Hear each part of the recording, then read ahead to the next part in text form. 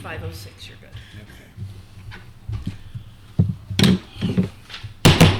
All right, we'll call this special meeting of the Common Council, City of Oneonta to order. It is August 12th, 5:06, and if the clerk would please call the roll. Mayor Drennan? Here. Councilmember Mosier Campoli, Councilmember Walsh Russo, Councilmember McHugh, Here. Councilmember LaParishu, Hello. Councilmember Carson, Here. Councilmember Harrington, Present. Councilmember Forrester Rothbart, Councilmember Matheson. Here. All right, please join me in the Pledge of Allegiance. I pledge allegiance to the flag of the United States of America and to the republic for which it stands, one nation, under God, indivisible, with liberty and justice for all. Thank you, folks. We will move right into our agenda with a council member Q&A with Ginny, our finance director, regarding the previously distributed material. So is there anyone who's got a question for Ginny? Yes, Lynn. Yeah, and we'll move the mic up there. We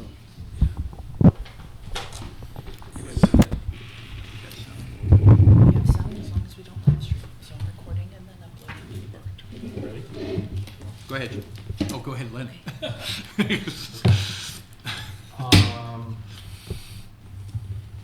I believe I found my answer in the documents that you gave us a couple of weeks ago about the projection for the pilot in 2026. I believe it's 307,000. Correct.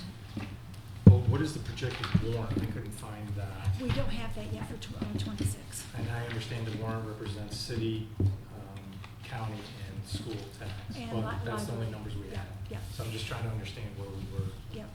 We won't have we won't have the total warrant actually until December.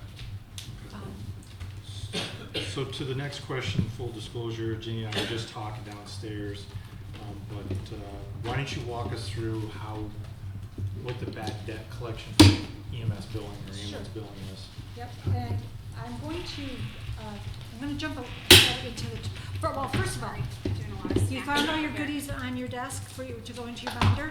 Yes. Okay, you should have a tab for the graphs, and I put the capital improvement plan and the strategic tab plan just in the back of my binder because I don't have any handouts for you yet on that, but I just wanted you to have them in your binder. So you've got the 25 tab, and then you have all the graphs, and the graphs have individual tabs on them for you so you can follow along. So I'm just going to jump to my 25 financial highlights to talk about the ambulance itself. And let me get there. Okay, so first what I would like to do is explain to you how the ambulance billing is calculated. We have certain rates that the council sets for ALS trips, emergency, non-emergency, BLS, emergency, non-emergency, no transports, and assist lifts. And those rates are approved by council. I send them off to Multi-Med. They implement them into their billing system. Now, depending on the type of patient, insurance coverage will depend on how much money the city gets back. So if their insurance, and we participate in the insurance, the bill might be for $1,800, but the insurance company only will pay $1,400, say. So that $400 difference is called a contractual allowance. We have to write that off, saying that we are not legally allowed to bill the patient for that difference. If we have a Medicare or Medicaid patient, their rates are much lower, say $400 to $500 a piece, and we again are not allowed to bill the patient the difference. If they have secondary insurance, Multi-Med can bill their secondary insurance. Say they have Medicare plus AARP, so they're allowed to bill the secondary insurance. But again, it's much lower. And then if we have private pays, they will get the full bill. And then the net for the billing is what we billed by gross revenues, less the contractual allowances, and then we also have write-offs for bad debt. Multi-Med has like a flow chart of how they collect on patients' accounts. And once it hits a certain spot in that flow chart where they've done everything they can do to get the insurance information or get the patient to set up on a payment plan or something like that, they will send me a report for what they want to write off. I give them the permissions. We then have that report and we share it with Southern Tier Collection Agency. The Southern Tier Collection Agency receives 1/3 of whatever they collect. And you see in the statistics that the bad debt average is about $167,000 a year, and our return on that bad debt is about $14,000 a year. And Len and I were just talking that we may be able to go out to bid to see if somebody else is interested in the collection process, and maybe we can get that 33% down. The last time we did it, the only company that bid on it was Southern Tier.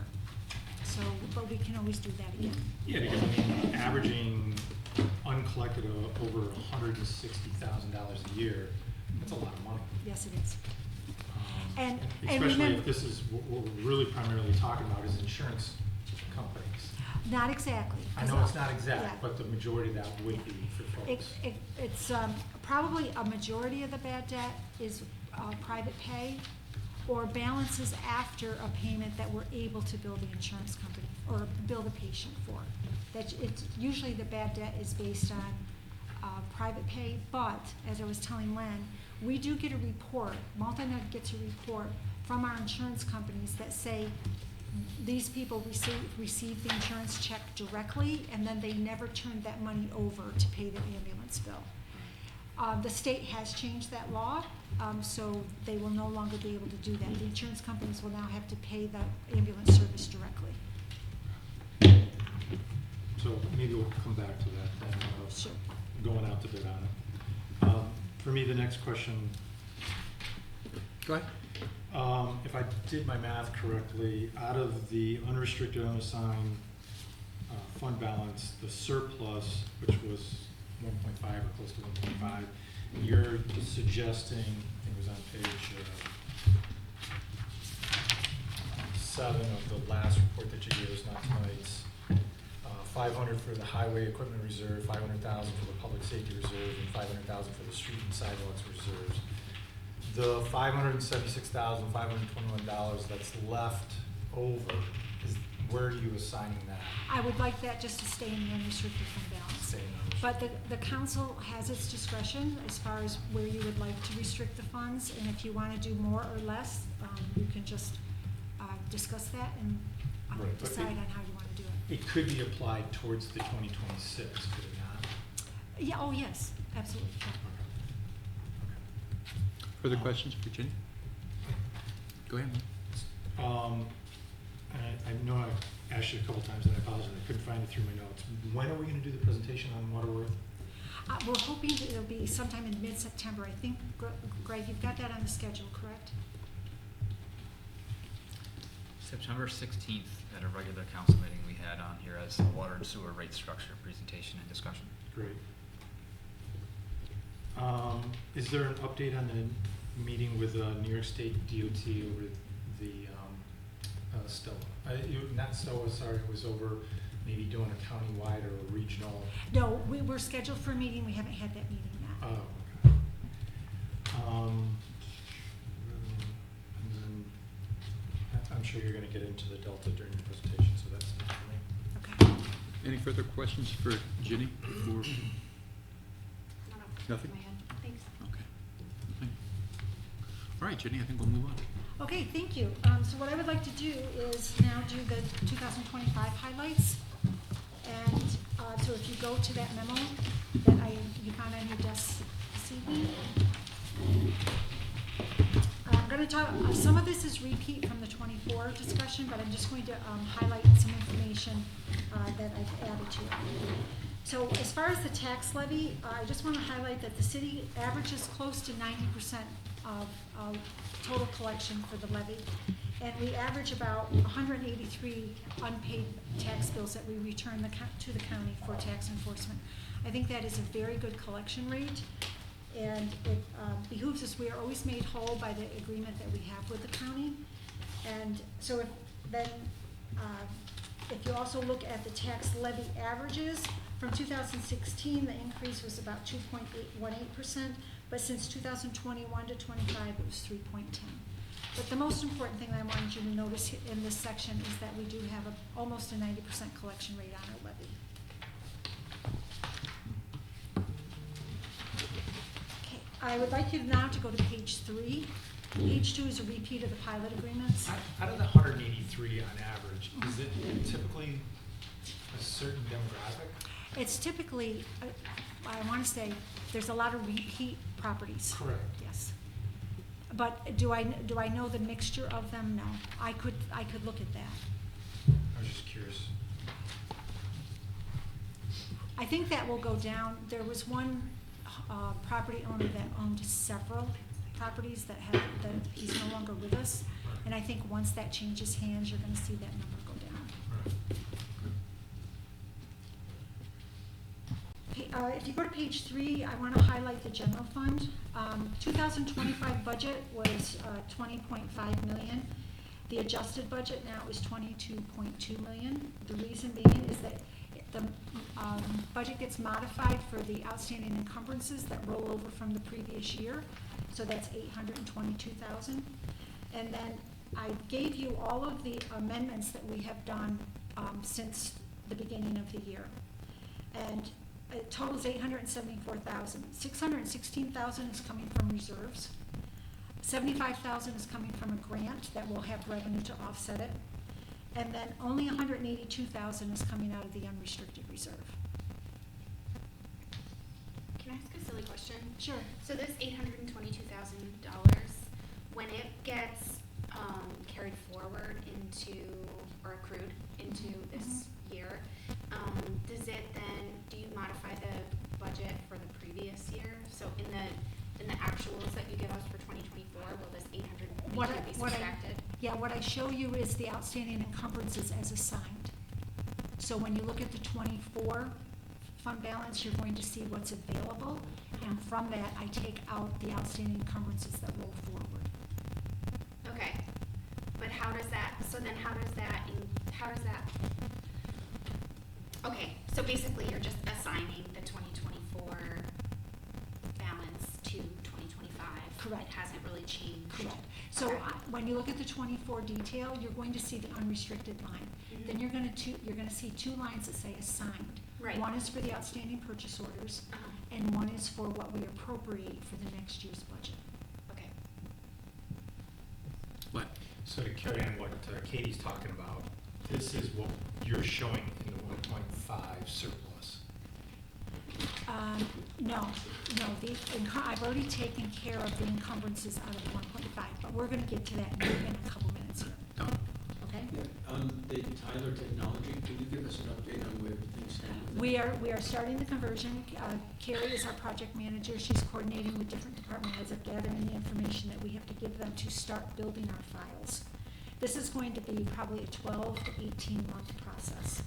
And so we're at the beginning stages, and then as we get the information to them, they'll start building our database, and they'll assign us things that they need to move it forward with. Thank you. Do you want to add anything to that? Perfect. Okay. Go ahead, Jim. Okay, sales tax history.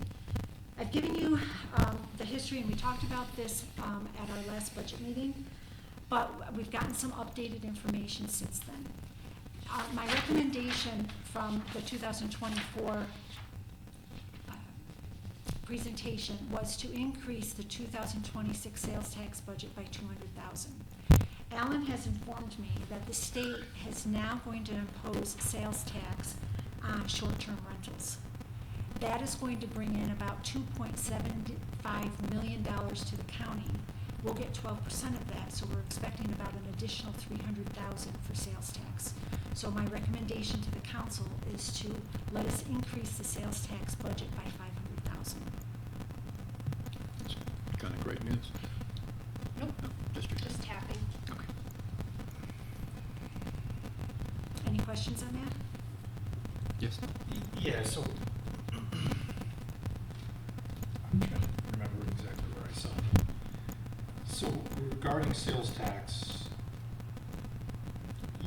you're staying how below the average? How far below the average again? It was 2 Well, months? we brought, for 2025, let me back up. 2024, we budgeted 5.4 million. 2025, we brought it up 400,000, brought it up to 5.8. And I'm expecting 25 probably to come in over $6 million. So my recommendation for 26 is to bring it up to $6 million, knowing that it's probably going to come in around 6.2. Right. And then with the new information that Alan gave us, we're going to be receiving probably additional 300,000 just on short-term rentals. But you still want to stay 500,000 below. Am I Well, following that? not quite 500,000, at least 200,000 to 300,000 is what I would like.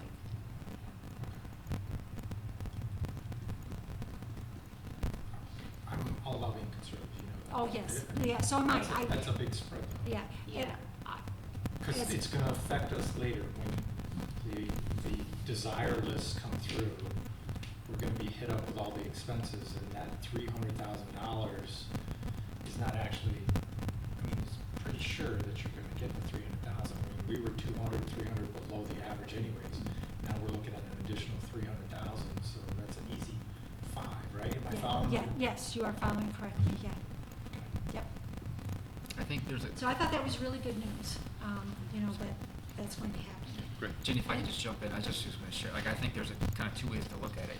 You look at budget a little less conservatively and increase that sales tax revenue projection, understanding you're a little bit more likely to perhaps Exceed. not meet that, and then you get a little bit less of a cushion in your budget, or accept that if we're continuing to budget as conservatively as we have, accept that potential use of fund balance in the budget is another level of conservative budgeting, that you're likely to not see that, just like we've seen these surpluses after we budgeted deficits. So it's kind of two And ways that's to look at the exactly same what- coin. Yeah. Yeah, that's exactly what I'm getting at, is I'd rather stop taking as much out of that restricted over here to balance the budget, if we can up that more on the sales tax a little bit. You see what I'm getting at? Yeah. And I'm comfortable from the data that I've looked at and in talking with Alan as far as what the county's expecting from the short-term rentals to increase it from the 5.8 up to 6.3. Oh, 6.3. I thought you were saying 6. Yeah, no, well, my original recommendation was 6, Okay. taking it from the 5.8 up to 6, but now with Alan, information as far as the sales tax on the short-term rentals, conservatively, we're gonna get 300,000. Okay. So we can budget for that conservative number Yes. and, Yeah. you know, Right. addressing Yeah. what Glenn's Now- concerned about now- budget. Right, so instead of 6, we're gonna go to 6.3 6.2. or 6.3. Or Because we six- still no, have a $300,000 cushion. Exactly, Or exactly, 6.3, rather than yeah. wondering where that money's gonna come from 6.3. later on. And I'll be gathering more information from Alan as the fall continues, but he actually looked up, he's got the hard dollars, so he knows what to expect, from the short-term rentals. And are we still going after the good tax? Yes, yes. Should be on the legislative agenda from January. If not, I mean, it could potentially even be in the fall, but it's likely not, definitely in January. And that is one topic where Greg and I would like to talk to you for consideration. Assuming that it goes through, right now the estimate is that the city would receive probably close to 400,000 if it was a full year. So we're going to ask the council to consider budgeting 200,000 for a half year, giving us leeway to get it up and running and installed. How would that be collected? We have to work that out.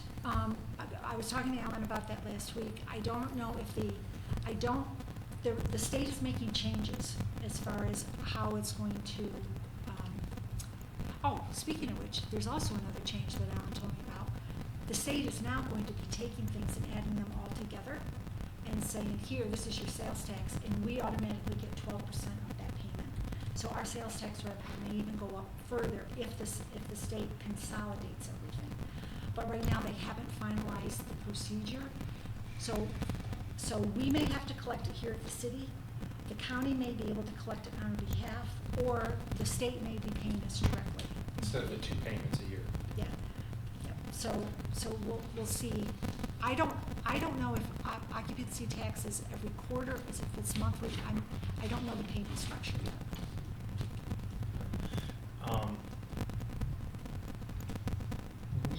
budget for cannabis because it was an unknown source. We didn't budget for a Why would we 24. budget 200,000?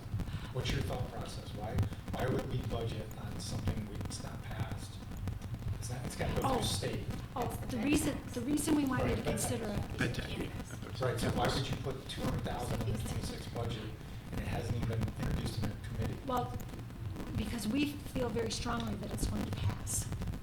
It's passed the assembly. It's past the assembly, It- it's, Now it's in a committee. exactly. So we just think it needs to get through the bureaucracy. So it's gone through a committee at the Senate level? It's, It's in committee at the Senate level. It has passed the assembly. So, and the assembly's the harder part, so we've got that piece somehow magically first. yeah, it's passed the assembly, but it's in, I'm trying to remember the name of the committee, and it's just not coming to my forefront, I'm sorry. Coming to the- Interestingly, several other cities and communities in New York State had new sales taxes or occupancy taxes implemented and approved in this budget cycle. Ours, for whatever reason, did not make it. It was supposed to have been introduced the next day, and it was shut down. We aren't taking any more that day, and so it's just been moved to the potentially September, October, but more likely January. So that's Much what, rather not. I wouldn't want to sit there and say we're going to get it. I'd rather let that, if we end up getting it, great. I wouldn't want to sit there and put it in the budget that this is going to be this way, then we just don't get it. 200,000. I agree. That's just my opinion. Yeah. yeah, and that, it's just a topic of conversation for now. We just wanted to put it out there for you that we feel comfortable that it'll probably be up and running by July. That's why we wanted you to think about a half year. I can also speak to the senator and see if I can get some correspondence from him that might be informing for council, give us maybe a little bit more comfort. And because I do know how much the county collects on the city's occupancy tax, I feel comfortable with the number because the county's got the data. Right, but couldn't we adjust the budget mid-year? Meaning, right, so instead of putting it in the fall, Mhm. 200,000, Mhm. wait until you actually get it, and you know that it's passed, both the Senate and the Assembly, and the governor actually signs it, then we could adjust our budget, right? Absolutely, sure. So, Because it's not so much. you're saying That's let's be the conservative right now and Not then put adjust it in the budget. Yeah. Yeah. So let me nonetheless, let me get you as up to date an account from the senator's office. Yes, Scott. My problem's not with that. My problem is historically, the governors put stuff on their desk and never sign it. Yeah, And they just let it sunset and they go out and never, we've already got burned with a grant sure. and stuff, you know, like with the Maskey Field and stuff, everybody had to go. So I'd just rather not, like Glenn says, we can go back and we can adjust that. Sure, I think that's reasonable. Yeah, and that's fine. Speaking of cannabis, just received the second quarter payment, so the check is on my desk, got it yesterday. So, to date, we've received a little over 70,000 for 2 quarters. So I'm estimating that we'll probably end up with about between 140, 150 again. And, so that's another area that we could probably, maybe increase the budget a little bit. Okay, so, on page 4, we've already talked about the ambulance, and I just wanted you to look at the bottom for interest earnings. I just wanted to let you know through June, we've gotten 120,000 plus for interest, and, restricted interest is almost 136,000. Page 5, I just want to highlight again, the bail reform regulations and how it has affected our court fines. You'll see how much money we used to get between 2016 and 2019, and then how drastically it got basically cut almost in half, if not a little bit more. I do know that there are people pushing to revise the bail reform Oh, without a question. again, so that may be an area for future consideration, depending on what happens at the state level. State aid, we talked about this at our last meeting. We did receive the additional temporary state aid payment of $259 in August of '24, and we're expected to get it again in August of '25. We have not received it yet. And also, I wanted to tell you that I spoke with someone at NICOM, and They currently do not have any intel on what the state plans on the upcoming year, but I did want to share this with you, and this is a quote. The cuts at the federal level are going to present some real challenges for the state. When I got that response back, it made me a little nervous because I just hope that they don't cut our state aid. So I will keep you informed as I get more information. Other revenue sources, I showed you a majority of the other revenue sources. I showed year-to-date versus the 25 budget and how much we have collected so far. Some of these are, the payments are received later on in the year. So if you see a low percentage of collection, it's just because we haven't gotten to that time of year yet. And then outside of what we budgeted, I wanted you to know that the city has received a little over $150,000 for the court judgment that was against 195 Main Street. That will be a surplus for this year. That was not in the budget. ARPA, we've claimed $202,000 so far towards the bandstand. We've got another $50,000 to go. Once that final payment is made, I'll be able to claim that money. And we also received a state grant from the Department of Justice for the license plate readers for the police department. We received that money in 2024, but because we had not spent it yet, I had to defer it. So you will see that revenue coming in 25, and that's offset by the expenses. Yes, sir. Sorry. It works. Okay. When are those license plate readers gonna be put up? Well, I know that, Greg, I know that we purchased them. I don't know if they're installed. They're not installed yet. I'm not sure when it'll be because the Lettuce Highway construction detour might impact their ability to put those in on that stretch, so it might be a few months before they're all installed. I can't say for sure. Thank you. And also, we don't have quite all the equipment yet. There's still some to arrive. So page 6, general fund balance. This is a repeat of 24. And I wanted to show you, I added an extra schedule that shows you the increases and decreases by category. So Katie, this is where the appropriation for the budgets are and also the encumbrances. Now, the encumbrances that are shown here are for unrestricted expenditures. So the restricted expenditures are up in the decrease, up in the restricted area, the 817,000. So the total general fund balance increased a little over $1 million in total. It went from 16 million up to 17 million. But the unrestricted went up 2 million, and that's why I'm suggesting that we restrict 1.5 million, because the reserves need to be replenished. And I made a note, and I underlined it because I don't want any of us to forget about this, is the $1 million for the Demaski Field grant. I'm not ever going to give up on trying to get that money. So, None of us have given up on that. so the mayor will let you know that I email him occasionally saying, okay, have you talked to the senator? Where is this grant? Yeah, yeah. He sees me coming, he goes the other way. Yeah. He didn't have to answer that question. Page 7, I talked about citywide salaries and fringe benefits instead of breaking it out by fund. I just wanted you to know in total for every activity that we have.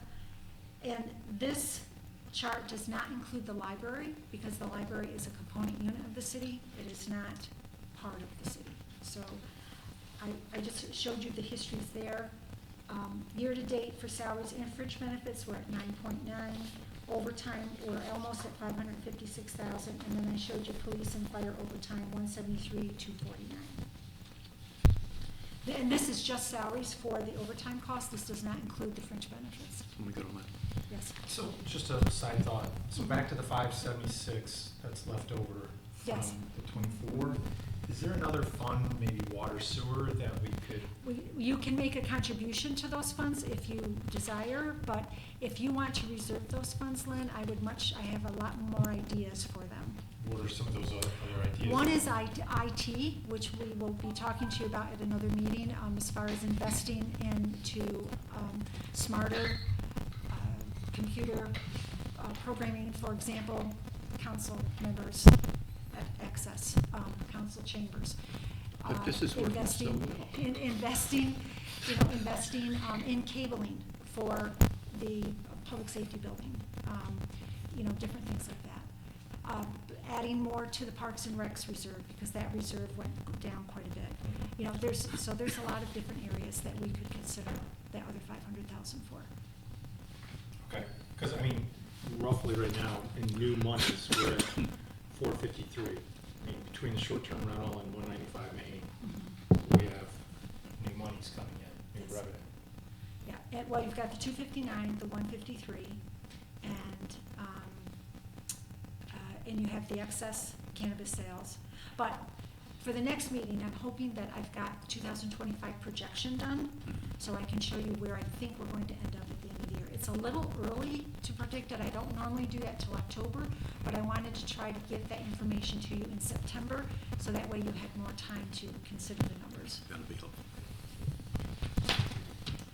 Okay, page 8, just highlighting the insurance so far with almost 2.1 million, and retirement we're at almost Jenny, just 1.3. one second. Oh, I'm Scott. sorry. No, that's No, all you're right. fine. Last minute question, that's how it works. So when we do salaries, maybe Greg, or maybe it should be addressed to you, why do we put salaries in each individual department versus an overall salary budget line? I can answer that question. Whoever, I don't know. Because it's required by the state that we report costs based on service area. So I have to report how much a finance office costs, I have to report how much the legislative people cost, how much the police cost, the fire. If you look at the chart of accounts, you have to go by those departments, and that's mandated. Okay. Now, once we get into the charts, there are some municipalities where all of the fringe benefits go into what they call the 9,000 account. It's undistributed. But when they convert their financials, all of that has got to get reallocated back to the departments. Right now, how the city of Oneonta does it is all of our active employees are budgeted within the departments. All of our retirees are budgeted in the 9,000s. But when I do the government-wide financials, I have to take all of those retirees, figure out what department they came from, and reallocate that expense back to that department.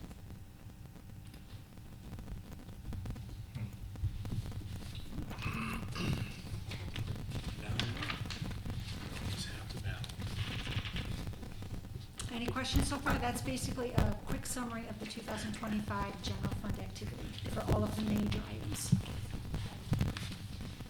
Okay, so page 9 is the water fund.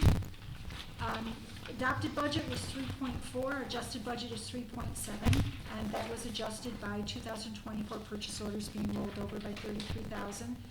We modified the budget for out of the equipment reserve for the service truck by almost 15,000. The reconstruction of the water damage done for the intersection at South Main and Market was 230,000, and then Tyler Technologies, they're 1/3 of 86,000. The billing history, we talked about this and when we had our 24 discussion, but I just wanted to show you the 25 sales. So non-college sales to date is 1.7, and that is 100,000 greater than last year, which is 6.3%. College year to date is 512. That's 129,000, or almost 34% higher. That is something that we have to discuss when we look at the water fee structure. Because we can't have the, well, we'll talk about it. Right. The diversity in those percentages concerns me. Then the water fund balance on page 10. I just want to point out, again, I did the schedule the same. It shows you the different areas and how it changed from 23 to 24. And the water fund balance increased 245,000, with the unrestricted increasing 310,000. And because it's moving in the right direction, but it's still not strong dollars, I do not want to recommend reserving anything for the equipment reserve. But of course, it's the council's discretion if you want to decide something differently. Page 11 is the sewer fund. Adopted budget 2.9, adjusted is up to 3.1. Again, the encumbrances of 94,000, with 42,000 being funded from reserves, and then Tyler Technology of 86. The billing history, we're at 1.2 million, and the stats are almost the same between water and sewer. The non-college increased 51,000 or 4.3%, and the college increased 114,000 or 31%. Can I ask why you broke it out in non-college and college? Because when we did the budgeting last year, it was like average users and then high volume users. Well, because we have two different revenue codes set up on our chart of accounts. We have one that keeps track of non-college and one that keeps track of college. And the reason being is because the majority of our revenue, or a large portion of our revenue that supports each fund, comes from Heartland Consuming. Okay. And it's important for you to have that information, because if those colleges ever close, that's going to affect every resident. Right. So that's why I like to provide the information separate. Gotcha. But just to be clear, the increase is impacting all high water and sewer users, Yes, right? yes, As but the, intended. yeah, the majority of them though is Heartland Consuming. You've got hospitals, you've got some laundromats, but nothing to compare. I believe for the annual, which I can put in your budget binders, I believe when we did the annual report, I gave you a report on consumption by type of user. And if you need a refresher on that, I can redistribute it. I'll dig it out. Thank you. One thing that I wanted to point out for the sewer fund is the minor sales. The minor sales has decreased from last year by $9,800, or about 15%. I checked with Chris Pellegrin to find out why, and he says that there's really hasn't been a change in customers. I thought maybe we lost a major customer. I don't know if you people are familiar with Reed & Son. They closed their business, but Titan took it over. So the customer base should basically be the same. And so it's just, I don't know if some users maybe are going somewhere else, but Chris said that it's pretty, they don't refuse anything at this point. And so, he's taking all the customers he can, unless they have a dangerous component in their waste. He won't let that go through the plant. Sewer fund balance, page 13, that increased 474,000, with the unrestricted going up 453,000. And I always make a note, the entire sewer fund is restricted according to state regulations, but I use the unrestricted label just for consistency. So when you read the AFR, if you compare it, you're going to see that everything in the sewer fund is called restricted. The enterprise fund for page 14, I repeated a lot of the information that we gave you for 2024, but I added some new information showing you the 24 and 25 statistics for passengers and miles for the first and second quarter.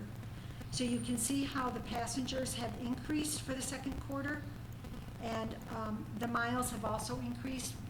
We'll get into further stats as the fall goes on, and we can report to you how successful the baseball contract was. And also the state transportation, to date we've received 877,000 as compared to last year of 760,000. And we talked about that last budget, where the cleanup payment was about $200,000 more than the previous year. Yes. And then, Real quick, going back to the mileage though, and passengers, we increased our routes though, didn't we? Didn't we pick up new routes in 24? I would like David, Apples for apples. yeah, I would like David Hoteling to answer that question, because I know he reorganized some routes. Right.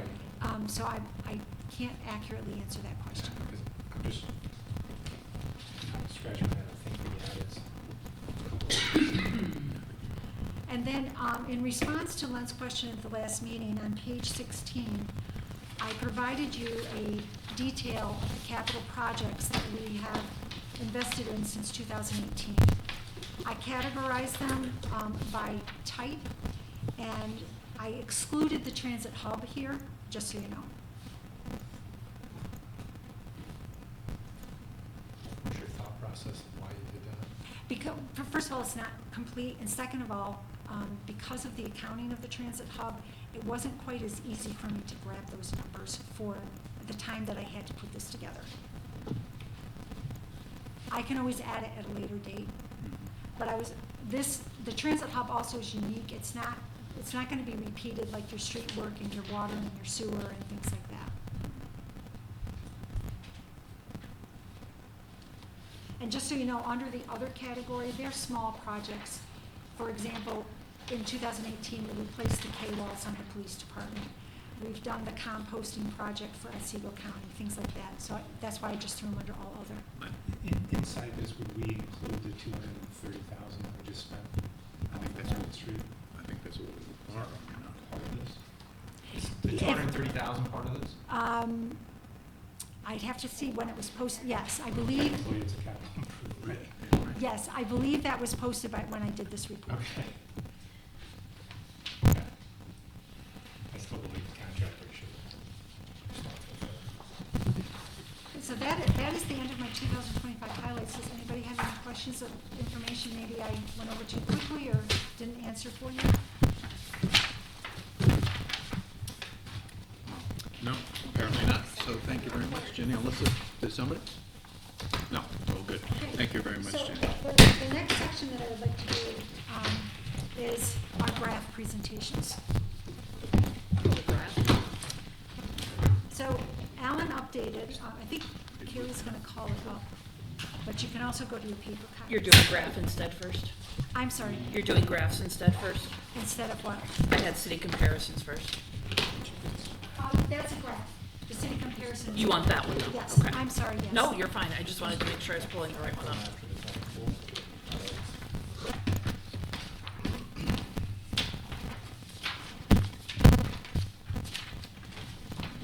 So as you know, earlier this year, or I should say last year, we did a city comparison which provided the 2022 information from the state controller.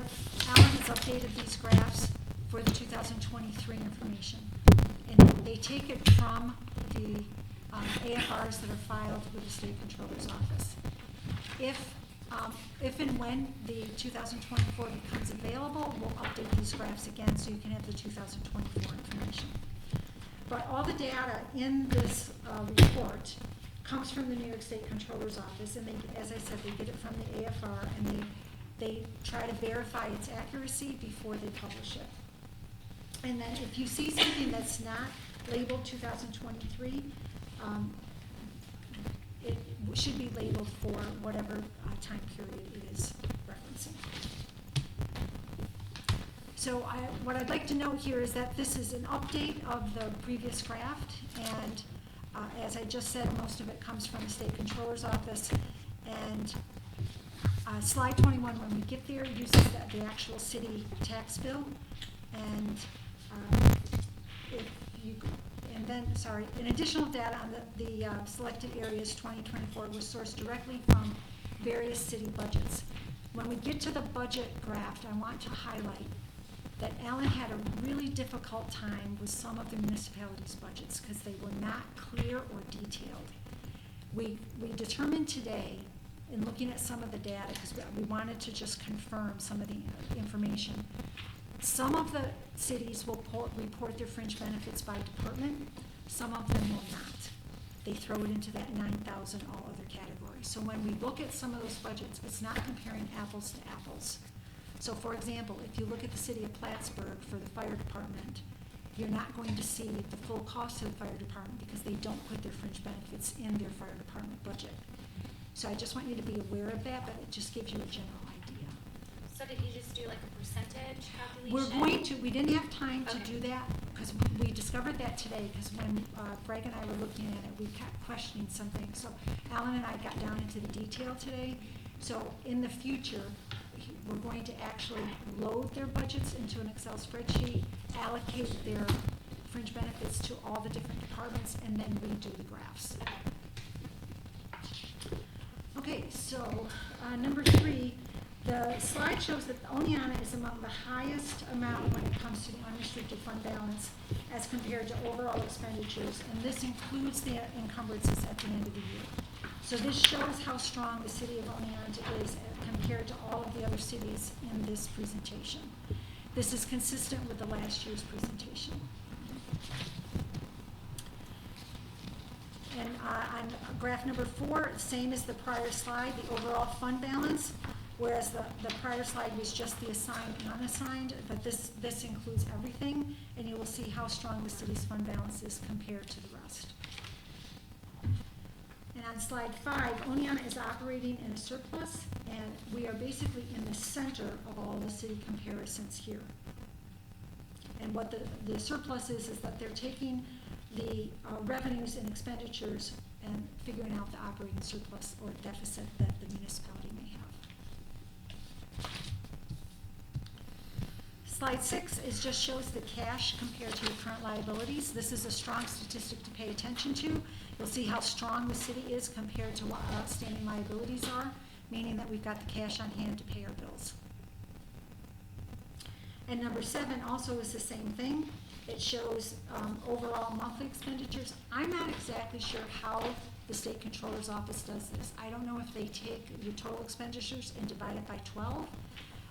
We weren't able to figure out how they did that, but again, we'll drill down more into the information when we have more time. But again, you will see that the city has a good amount of cash to meet their monthly expenses. Slide 8, personal service costs are lower compared to the overall revenue of most cities. So what you're doing is you're looking at your personal service expenditures compared to your revenue, and you'll see the city's orange line right here as compared to the other cities. Yes? Silly question. Back on graph 6, Uh-huh. cash and liabilities, there are 2 colors, and I've looked at it 6 times, and maybe my eyes are fooling me. There are 2 colors that say combined funds, current liabilities. Is Yeah. that a typo, or is that No, something what that they've I'm done, not no, what they've understanding? done, they've added all of the funds together. So this isn't just the general fund, it's city, it's all of your funds, it's general water sewer, You're not combined seeing the all of color? it. What do you mean? Is that what you mean? No, I'm seeing there are 2 two, colors, that's orange and blue, teal. are both saying the same thing. Yeah, they both say the same thing, so I'm just not sure, because some of them are different Mhm. for different Oh, I municipalities. see. Ours is Yeah, approximately the it- same, it- but it says combined funds, current liabilities for 2 colors, so I'm just not sure what one Okay, of them let me take a look, represents. let me take a look. Yeah. Oh, that is a good question. Yeah. Combined funds, current liabilities. I will have to double check the source, Okay, okay? thank you. You're welcome, let me circle back.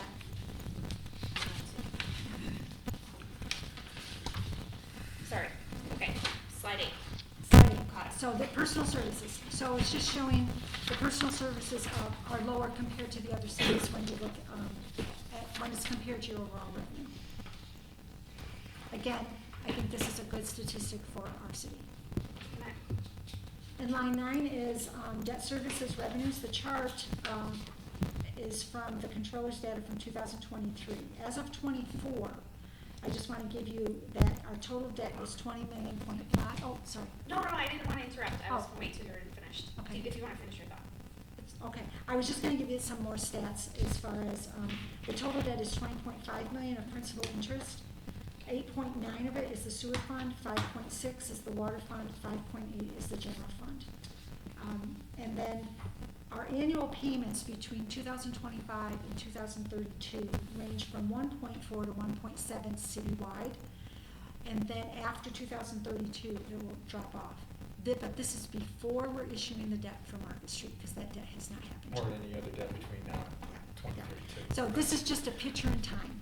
Gee, Just tying this, graph 8 sort of back to the strategic plan of it all. And I know that these are comparable cities, and I also know that we've done a salary study, so different positions and what comparable cities are paying different positions. But I think in terms of a drill down for this graph, one thing that I would be really interested in is, number of employees, not just the total personal Sure. service Okay. expenditure, but then also within like comparable departments. So how does how much they spend on their police and how many police officers they have, and how does that compare to ours? Does that make sense? Yes, and if you remember, we presented a second graph to you last year with more department-specific information. Okay. We haven't updated that yet, because what Alan has to do for that, he has to call every municipality to get that information.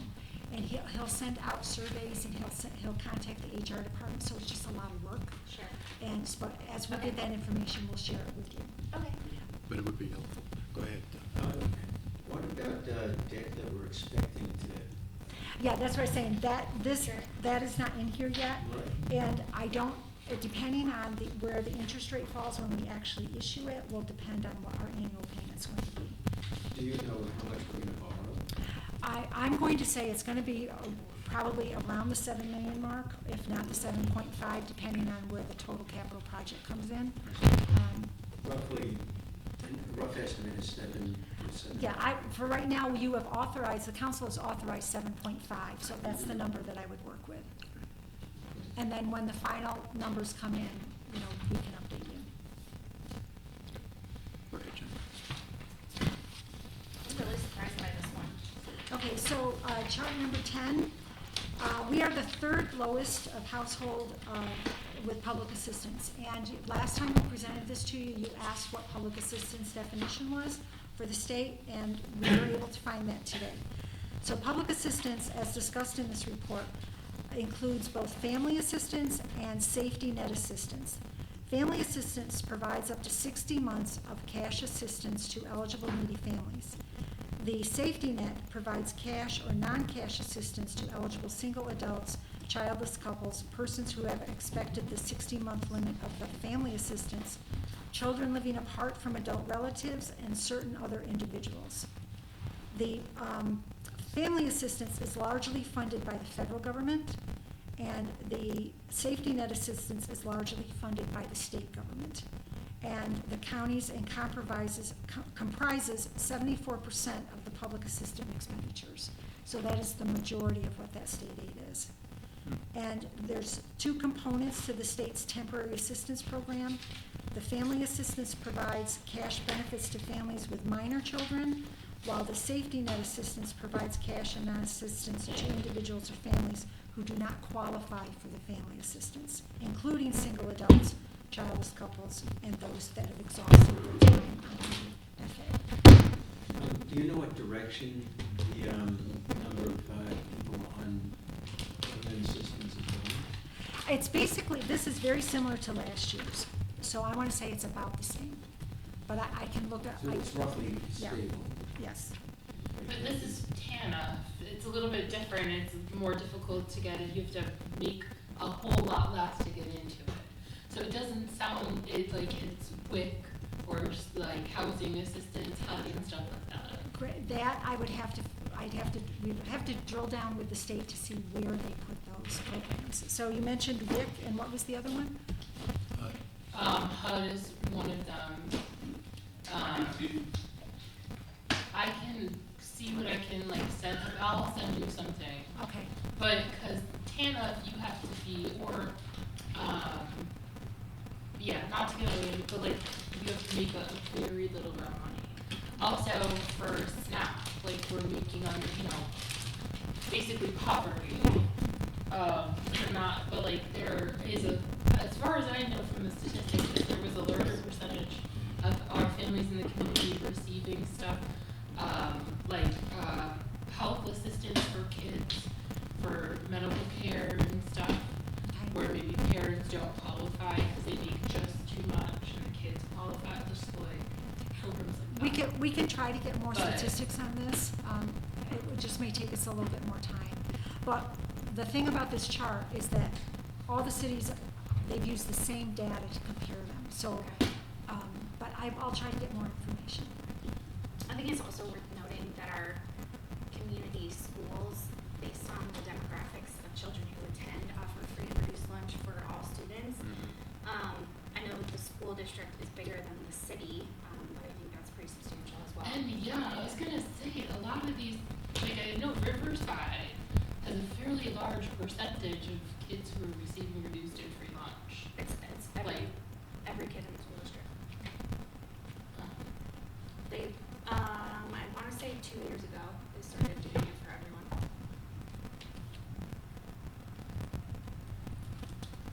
But yeah, it's based on the demographics of our community. So Yeah, so as I get more information, I will share it. Please. Agree. Chart 11 shows the median household value. The household value is the third largest amongst the city, and it's also, however, the bottom of the actual value growth compared to the other cities. Say that again? So if you look at the household value, Right, I got that. yeah, You said it was the bottom yeah, of the what? it's also amongst the bottom of the actual value growth over the years. Because So we have nowhere else to expand. yeah, so you'll see that the value of the house is growing at a slower rate than the other cities. Oh. Is, Katie? well, I just don't, I mean, these are owner occupied, which is only 49 or so % of our housing stock, so I just wasn't sure. I was hoping that on the next page would be like rentals, but I don't know if that's data that's available. I think if the house is categorized as residential, either owner occupied or rental, I think it's in this chart. Okay. Because what they surveyed was residential on the tax roll. I don't think they broke it out between owner occupied versus rental versus vacant. Where did this data come from? It comes from the tax roll. Okay, I see what you're saying. Okay. It's residential. Not owner occupied. Okay, so for the median Right. household values. So, I'm sorry, I'm sorry. but just to Katie's point, that's probably just a modification we need to make in the, Oh, I'm sorry. the graph in terms of how it's designated. It's not necessarily owner occupied. No, she's saying that represents all 4,300. I mean, Yeah, but no matter not- what number it was back here, number of households. Any it was residential, 4,300. residential. Right. Yes. Residential. Well, not he's owner got this as owner occupied, Yeah. but let me confirm that with him. Yeah, Okay. that'll make a I difference. was under the impression it was Yeah, okay. residential, so, I think we just found out last night in legislative, it's 49%. Yeah. that's why I'm thinking this is based on the tax roll for residential. Residential. And so just to be a total newbie to this, residential is not mixed use, right? So like downtown buildings wouldn't count. It would have to be primary residential, like a house with multiple units, but That families live in. Now, I will answer your question further when I look up how they've got Deed Street categorized and how they have Springbrook categorized. and Okay. Then I will answer your question And better. even more so, those second and third floors that have a retail Yeah. component on the Right. first floor. That's usually, I think that's usually classified as commercial mixed use, okay. but I'll. That makes sense. I'm just curious. Yeah. Thank you. Just so I have a clear picture of what we're talking about. Are we all good? Go ahead, Jim. Thank you. Okay, so household income and unemployment, you'll see that the city of Oneonta is near the bottom of the unemployment, but near the top of the overall household income. And these statistics are affected by the diversity and fluctuation of our city population. So, because we have the two colleges here with the population coming and going, and then the different people coming into Oneonta to work that may not necessarily live here, this can fluctuate this graph. And I appreciate the disclaimer that would or might happen. Yeah. But to be fair to like 65,000, most people need at least $50,000 to $60,000 to live in East New York. So it's not like expensive, like whatever. I'll be back. No, I understand, and your comment is a valid one. So, state and federal aid will be, this can fluctuate depending on capital projects. So what this is showing is how much state and federal aid each municipality is using.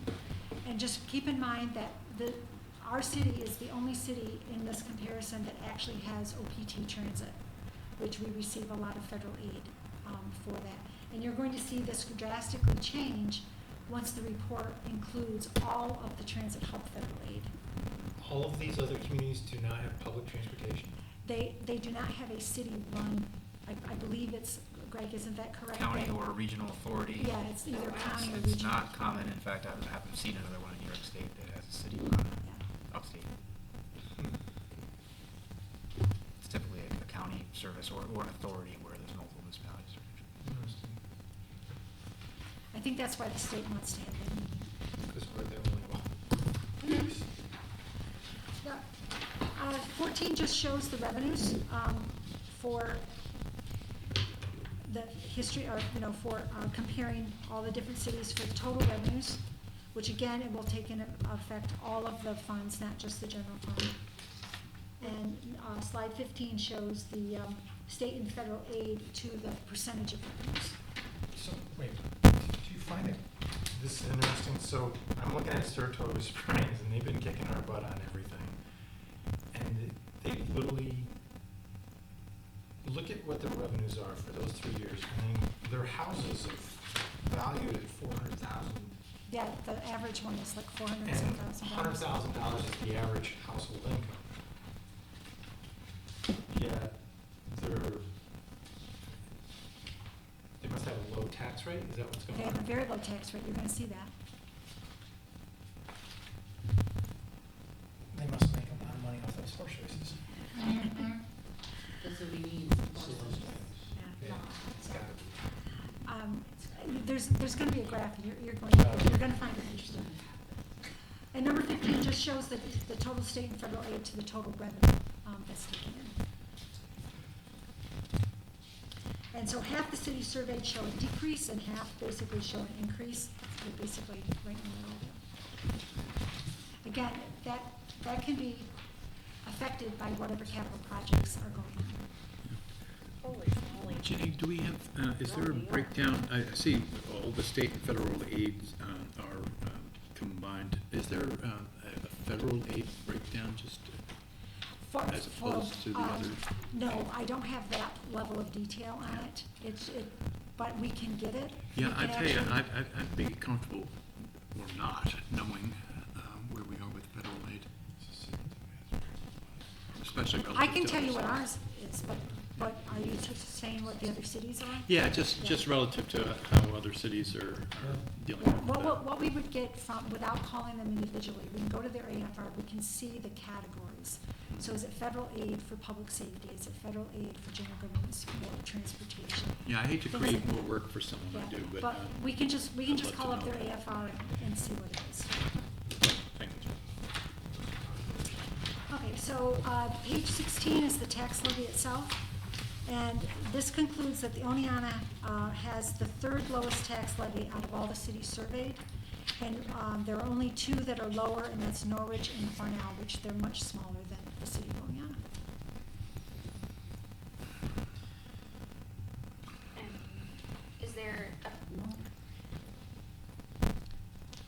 okay, Katie? is there, levy population, got it, thank you, that's what I was looking for. Actually, I feel like it's, well, no, I can do my own math, figure it out, okay.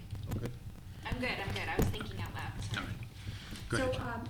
chart number 17 shows the 2023 levy to the revenues as a percentage. So how much of your total revenues is being paid for by the tax levy itself?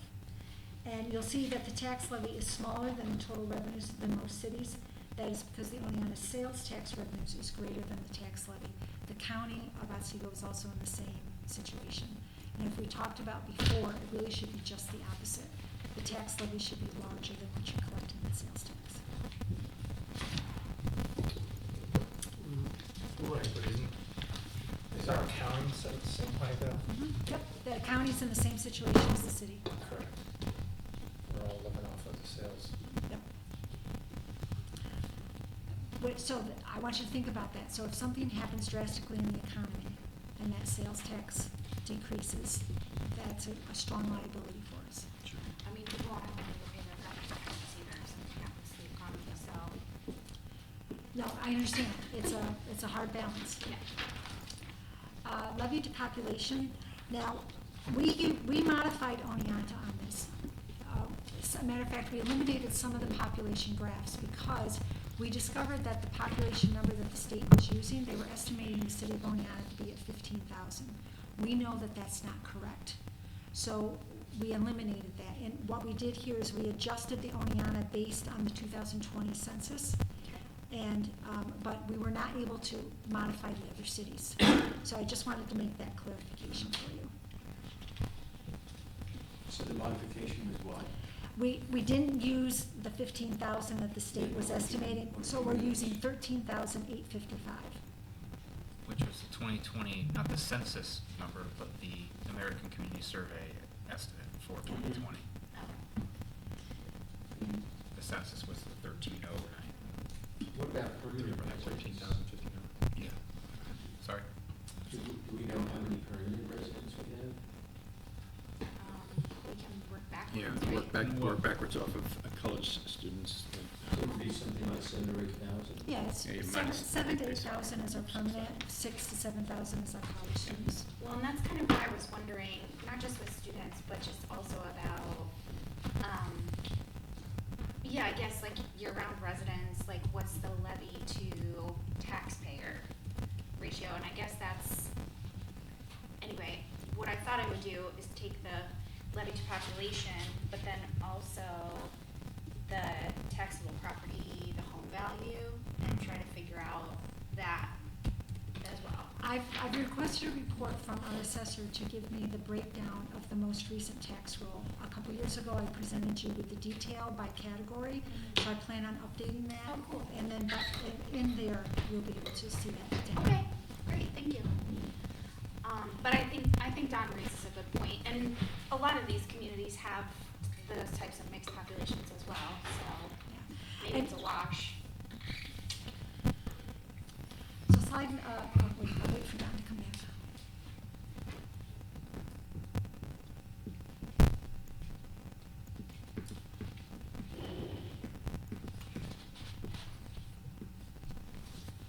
I think you can proceed.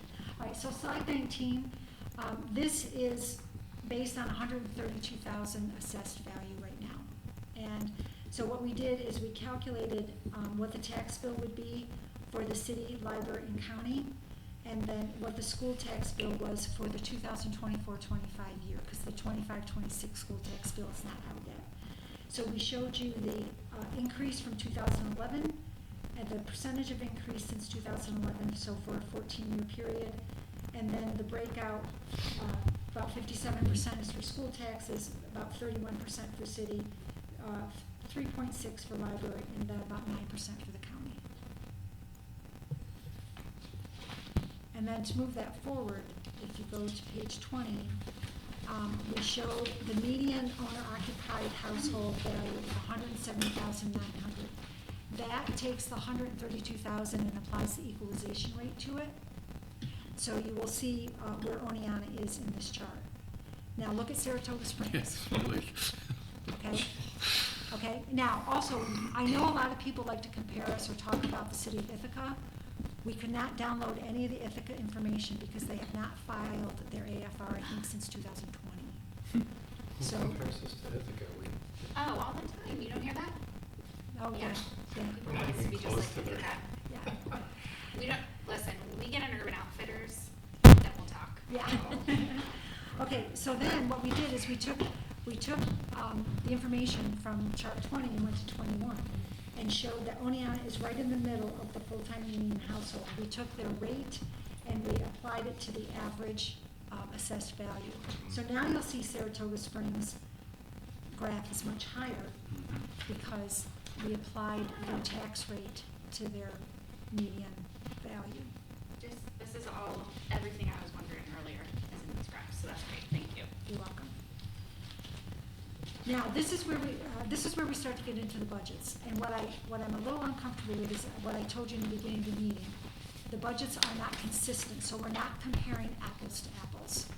So I wanted to still provide these to you because we provided them to you last year, but we want to get more detail on the budgets so we can compare real costs for every department, including all of their fringe benefits to each other, so that way we're comparing apples to apples. So what we did is, we took the major departments, we took police, fire, DPW, water, and wastewater. Now, I'm gonna give you a perfect example. Look at Plattsburgh. Wastewater is the blue. So why is the blue so high? It's because they have all their fringe benefit costs in it. Why is the fire department not as high as it should be? Because they don't have the fringe benefits in it. So, so that's what I wanted to show you, the inconsistencies in the data that we received. And, 23 is basically the amounts for each service area. And again, we kept with police, fire, DPW, water, and wastewater. Gosh, Kingston spends almost $16 million on their police department. Am I reading that correctly? Mm-hmm. Yeah. Wow. It's like our whole budget. Yes, I'm sorry. So go ahead. Ginny, on 23, you feel confident that this is good analysis? This is good data? No, I don't. 22 and 23? 22 and 23. I'm not comfortable with these graphs because I don't think it's comparing apples to apples. Okay, and that's because of the benefits Yes. allocation. Okay. And that will carry on to 24 also, because the 24 will now takes the total of the service area as far as the budget. So I would like to update those last three graphs, but it's going to take a lot of detailed work to get that information. Appreciate that, Jim. So in summary, the fund balance, the city of Honiana's fund balance is the strongest among any of the cities that we compared. Ginny, let me just. Just before we got too far too with these graphs, I think because they require more detail, I think this is where to like knowing like how many employees they have in each, or the sort of the breakdown, that might be, hopefully that will reveal itself during that, and it won't be too much extra work, but I think that would be really cool to know. Thank you. You're welcome. So in summary, the city of Honiana's fund balance is the strongest among the compared cities, which I think speaks volumes, for our current situation. The combined gross revenues versus expenditures is also one of the strongest. Honiana is operating in a surplus and is in the center of all the city comparisons in that surplus graph. The personal service costs are lower compared to the overall revenue for most of the other cities. We are the third lowest percentage of households with public assistance, which I know we need to expand on that a little bit. The revenue growth from 22 to 24 is similar to the other cities, and we are the third lowest tax levy and the second lowest in levy per capita. So that's just a quick summary of what the graphs demonstrate. So, Honiana is operating in a surplus. So our income exceeds our expenses? Correct. By how much? Well, if you go back to the graphs, you can see, but for 2024, we had, just in the general fund, we had over $1 million surplus. Thank you. You're welcome. So key takeaways, I just want to go over these, is that this report is consistent with the format that we presented last year. We have, the city's in a strong financial position, and the city has been fortunate with historical surpluses. However, budget deficits, as compared to actual results, will still need to be studied and addressed for long-term planning. Mark, Yes. What? Can you flesh that out a little bit for me? you mean as far as, What are you referencing? well, if you look, Deficits. yeah, in the last budget meeting, I gave you the actual histories. I gave you a 25-year history of where the city of Honiana's financials ended up for the general fund. All of those years, except for two, had surpluses. Our fund balance has grown from $5 million to $17 million over that 25-year period. So that's what I mean, that we've been very fortunate to have surpluses. However, right now, we have a budget deficit because when you fund for fully staffed departments and you do not know all of the actual health insurance costs, which is major, you end up with a budget deficit. That's what I mean by that. Okay, thank you. I don't understand. You just told me a minute ago that we had a surplus, and then you said something about a deficit. There's a difference between our actual results and our budgeted estimates. So our actual results, we have a surplus. Our budgeted estimate, because of we want to fully fund each department, we end up with a budget deficit. So, for example, if we are short 3 police officers, that could save us probably $800,000. If we are short 4 or 5 DPW workers, that could save us $500,000, things like that. So when the vacancies are there, that's where the major expenses are, and that's where the major savings will happen. Go ahead. But then we run overtime, so maybe take the overtime, that's not. I have graphs on overtime that we're gonna be going over. All Sorry, right. I'm stopping with that. Every once in a while, I think I'm smart. You are, it's just, we're gonna be tackling that issue. I want you to think about when you have overtime, excesses, what that overtime cost could be doing elsewhere. And the number of projects, for example, could those overtime costs go for more sidewalk repairs? Could those overtime costs be reserved for future equipment purchases? You know, different things like that, so that's what we need to look at. So, in talking about the actual results, our reserves are crucial for financial stability in the city, and they are also one of the strongest aspects for our financial security. And sales tax is a large source of revenue, which we've talked about, and the city of Oneonta's tax levy is one of the lowest in the city's comparison. And just for information, public safety consists of almost a third of the citywide budget, and it consists of 51% of just the general fund budget. So those are just key takeaways from this graph information.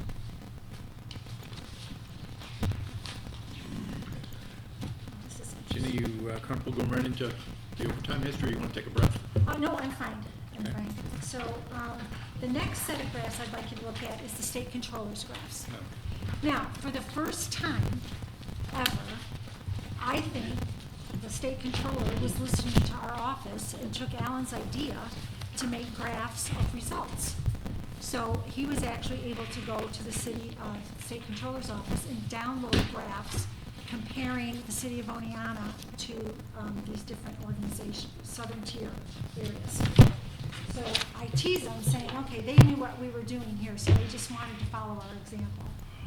So I'm just curious where the 14% of public assistance comes from, because last time I looked it was 19.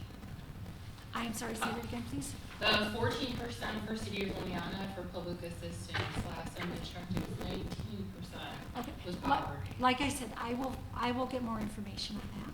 Okay. You have to remember that we're taking this data from the state controller's office. Right. They're gathering it from different sources, but Right. we'll drill it down. That would be a fifth of the population. Okay, so, and I want you to know that again, with these graphs, we eliminated the population graphs because we do not think the state is reporting Oneonta correctly in their comparisons. So I just deleted those graphs totally. What is this, these numbers? Hold on, I'll get to that, okay?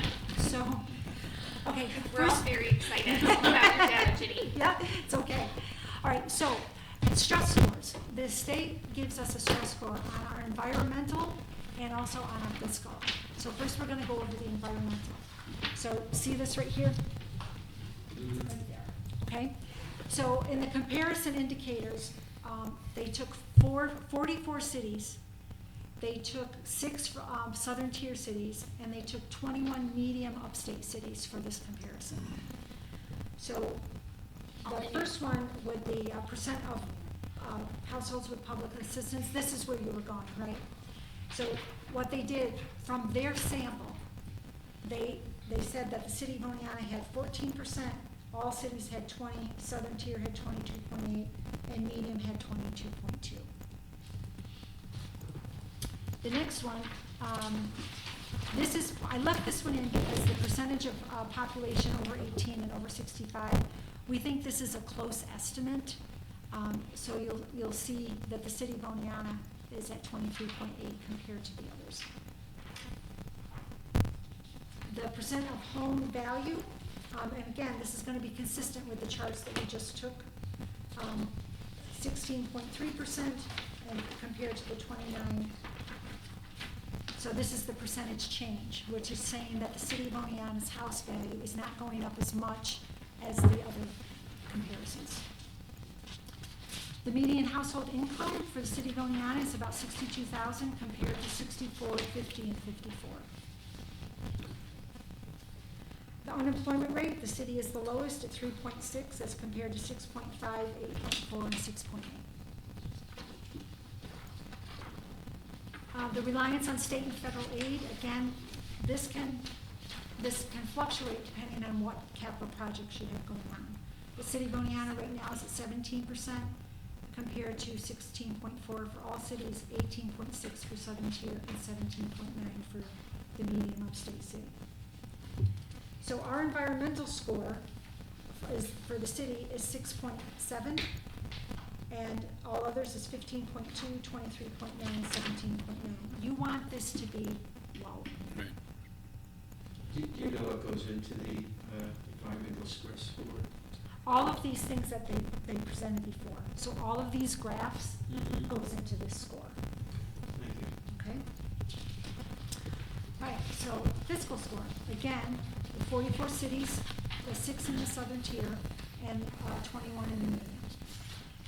So the assigned and unassigned fund balance percentage to gross expenditures, you'll see that the city of Oneonta is the highest compared to all of them. And same with total fund balance, you'll see that the city of Oneonta is the highest compared to all of them. Again, operating surplus, the city of Oneonta is highest compared to all of them. Cash investments to the current liability, again, the city is the highest compared to all of them. Personal services and employment benefits as a percentage of revenues, city is basically almost the same as all cities, 54.7% to 54.3%. Southern tier is 57.1. Ginny, let me go. Can we go back to the operating surplus deficit compared to gross expenditures? Can you walk me through your thoughts on that one? Why are we at 6.6 and everybody else is basically 4 points? What they do is they take the total expenditures for all of the different funds, and they take the total revenues for all of the different funds, and they calculate the delta. And they say, what is the difference? And what is the percentage difference for the city of Oneonta compared to everybody else all added together? So Right, so how do you perceive that information? I know how I'm looking at it. but I just- perceive it that we're in a very good financial situation. Right. Do you think maybe we're looking at our budget of maybe a little bit too conservative to get to this? Well, I will answer that question further when I project 2025. So, Or, no, I want to project 2025 given the results. okay. And then I'll see where we are, Okay. okay? That makes sense. Cash investments and current liabilities, this means we've got, when we take our total cash that we have versus what our total liabilities are, our percentage is, again, the strongest of all the comparisons. A lot of this has to do with the very wise investment in our restricted reserves. Because we take our fund balance and we set it up for specific purposes, this is one reason why these reports are so good. Okay, personal services and employee benefits. This chart includes the library. So I just want you to know that because the library is reported on our AFR. The state has different regulations for the library versus GASB. So one report includes them, one report separates them out as a component. Debt service as a percentage of revenues, you will see that, again, the city is the lowest compared to all of them that they compared. And our fiscal stress score is 0. That's the best score you can get. And you will see it compared to all the other cities. Seriously, it's like, look at these guys. How do they get these numbers? So I thought this was very interesting. Alan found this. I was very excited when he found this, and I said, yeah, I need to share this with the council. Okay, so the next set of graphs that I want to go over with you is the overtime reports. Back in April, we provided you with overtime reports. These reports have been updated a little bit, so I'm going to skim over the very first few of them because they're repeats of what you already have in your possession.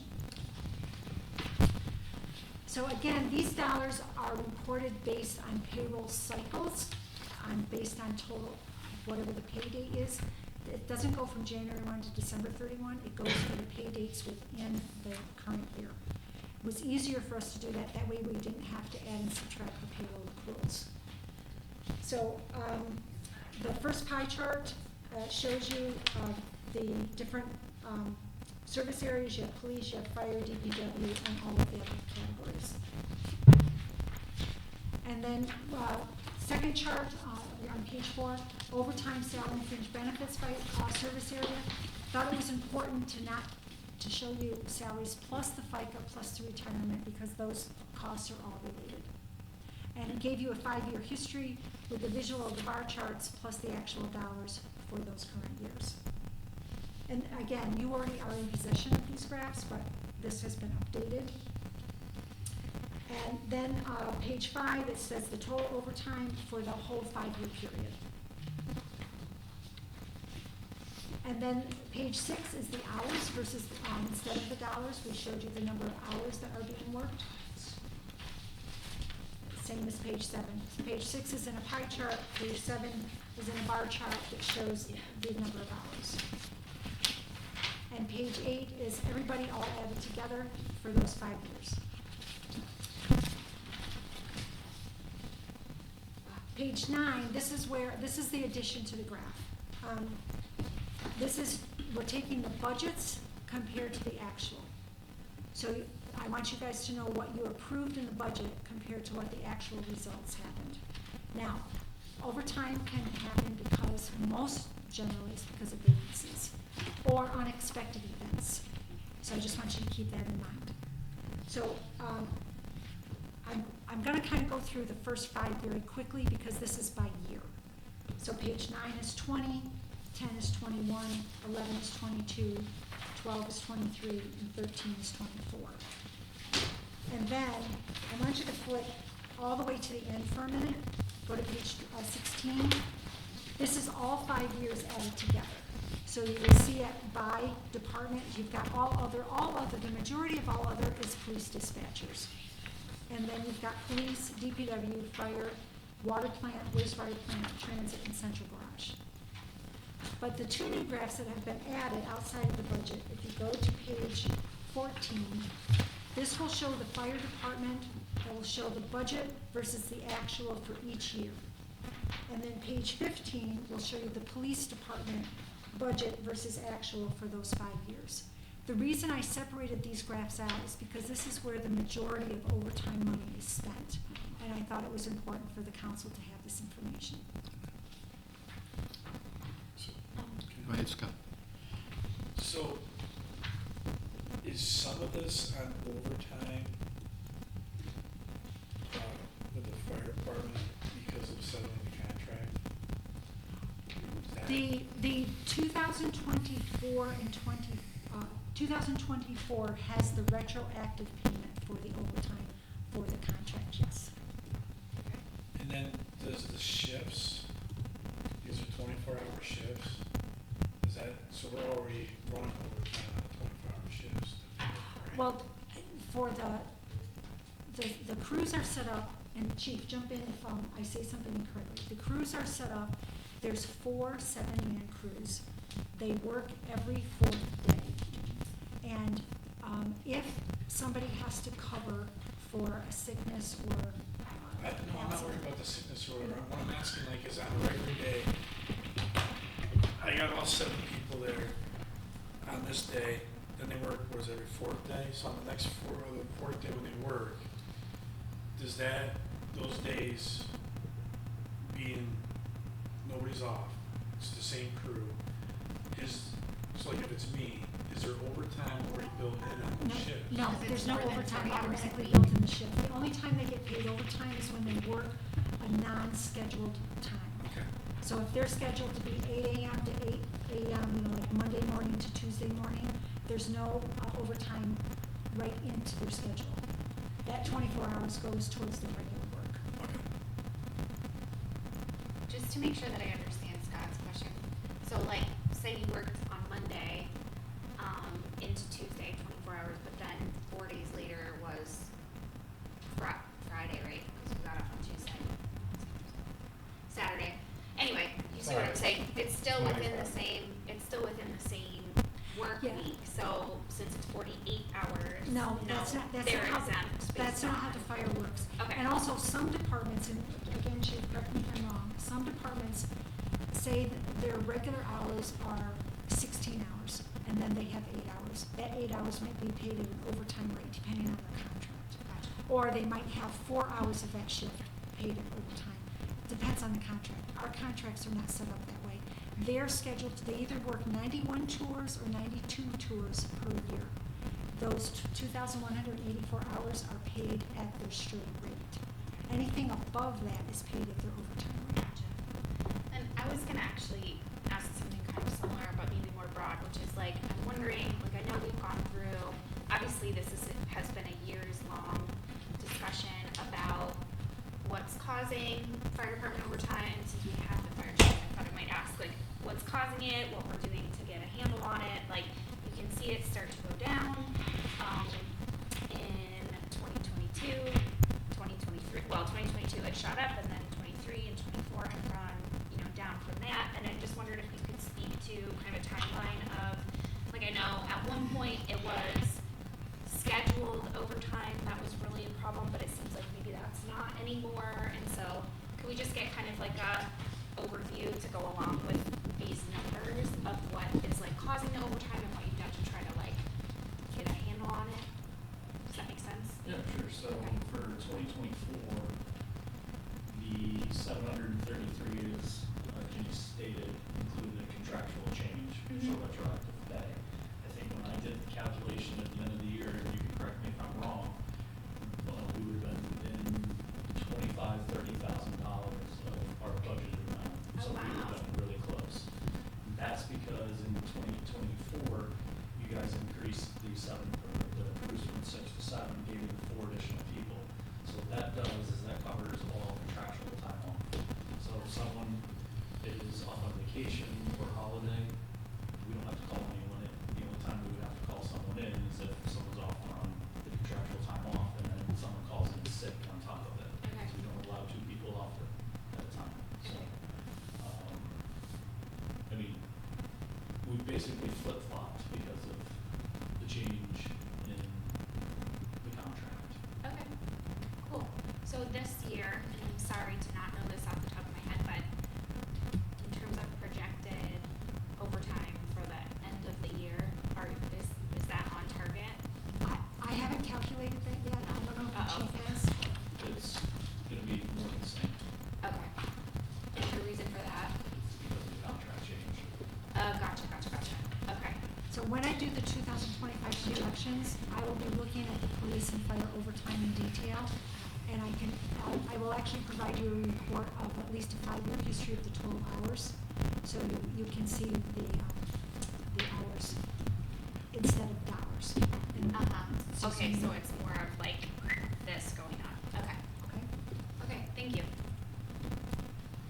And so, I'm sorry, I know we don't have the police department here, but would you say, based on your experience with the budgeting and the actual expenditures, that it's kind of the same, or is that based on like, I know they have a big vacancy situation. Yeah, I so- think with the police department, I think it's,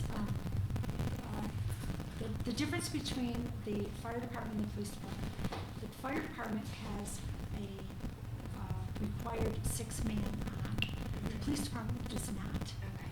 So most of the police department's overtime is caused by vacancies. Okay. And I don't want to speak for the chief, but Of course. he has told me that because of the number of vacancies he's had, it's increased the overtime. Because he's been, like right now, I think he's only got 7 or 8 officers available because the other ones are either in training or they may be out on long-term medical leave or something like that. See. Okay, Lynn? thank you. No, I was saying, sorry. Oh, Do we have to adjourn because we don't have a quorum?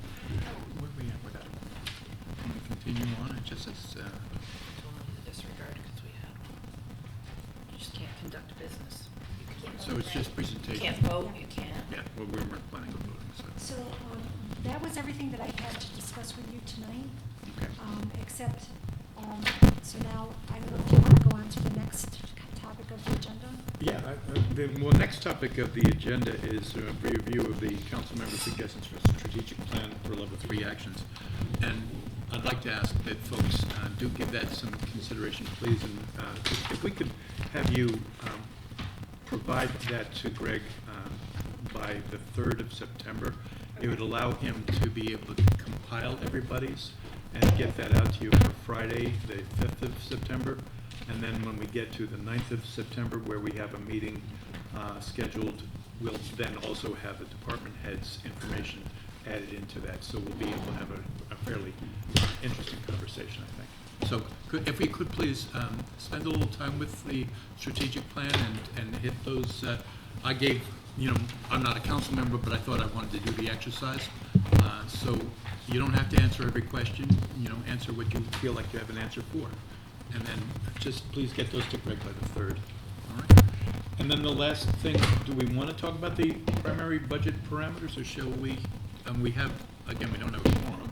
That feels like business You can't to me. set it. So we can. All right, well, in that case, I think we're done. Well, actually, No, if go I ahead. just suggest, we just have a thing to hand out as information. Oh, very Doesn't good. need, no That's right, you decisions just need got to be done made on that. together. Okay.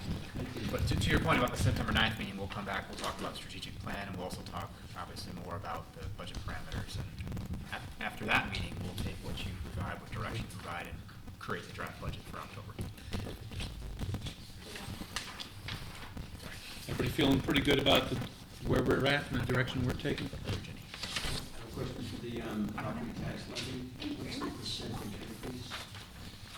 So that's on page, you can go to page, I just had it, sorry. If you go to your 1725 tab, you'll see the City of Oneonta 2026 budget discussion. Then if you go to the tax levy, I believe it's page 5 through 6, you should see a large piece of paper, like a 8 by. It's in that section.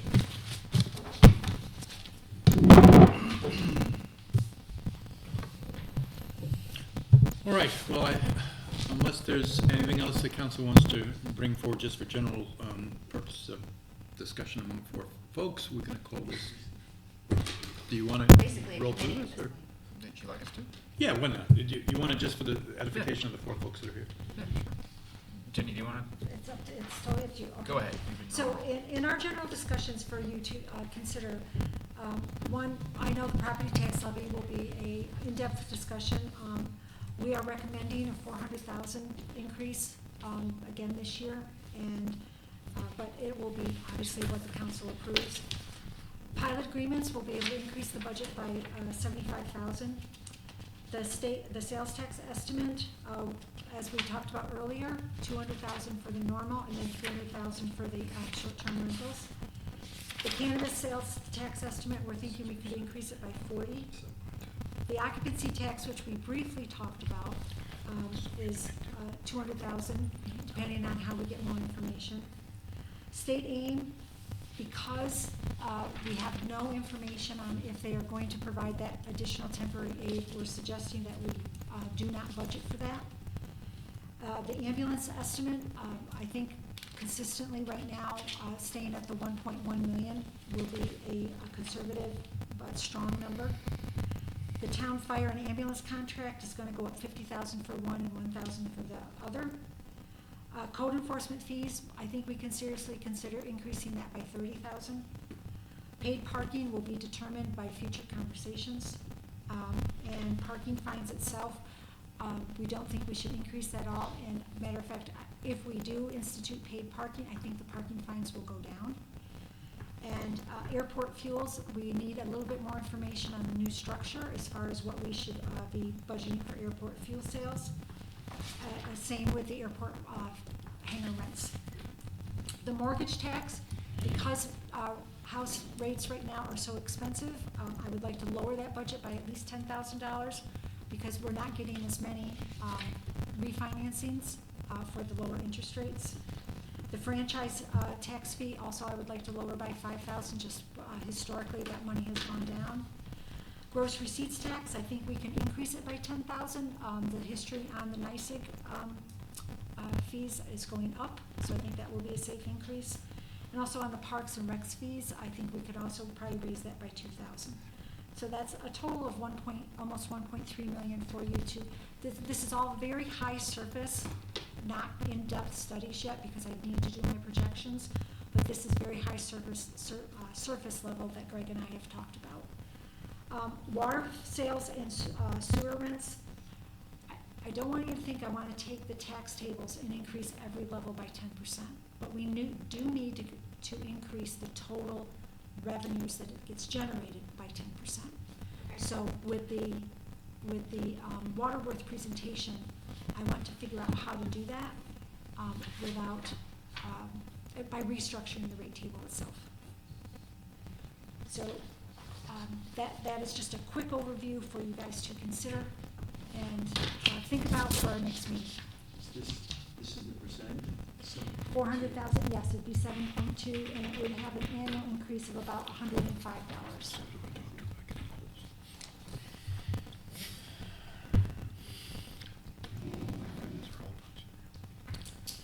Okay, so Jenny, thank you very much. You're very welcome. And folks, we'll reconvene in about a week. I believe that's right. Sounds good. For regular council.